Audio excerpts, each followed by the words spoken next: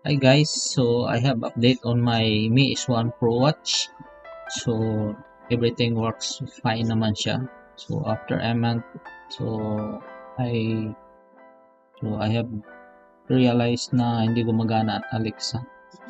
And one of the reason why I bought this because I have automation sa home. I need to control the light and few switches. So isa sa features na hindi working ay ang Xiaomi Pay. Hindi siya working dito sa region natin. So the rest naman like other apps pre-installed are working, especially sa in terms of exercise.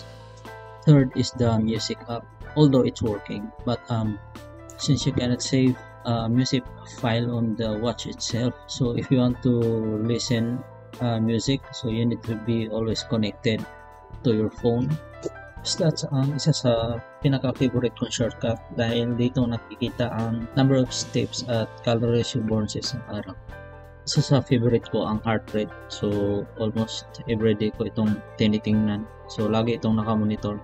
Next is the temperature. So accurate talaga siya. Kinukumpara ko doon sa digital body temperature. Isa din sa favorite ko ang SpO2 o ang oxygen saturation in the blood. So almost everyday ko rin ginagamit ito to monitor oxygen in my blood.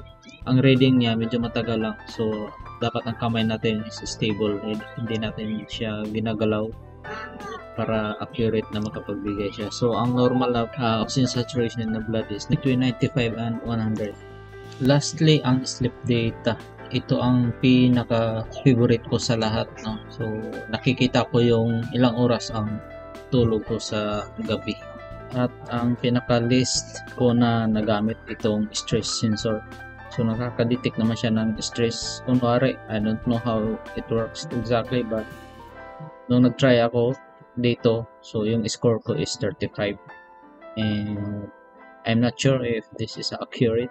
And I've noticed na every month, so tumataas yung anxiety natin dahil sa bill are coming. So I think our stress level that time is increasing, but I'm not sure exactly because I'm still getting a mild result in this stress sensor sa Xiaomi natin na watch. Pare-parehas lang yung nadidetect niya. Again, kagaya ng SpO2, so you need to stabilize your watch, do not move it para makakuha kayo ng accurate result. Thank you guys for watching. I hope you support my channel.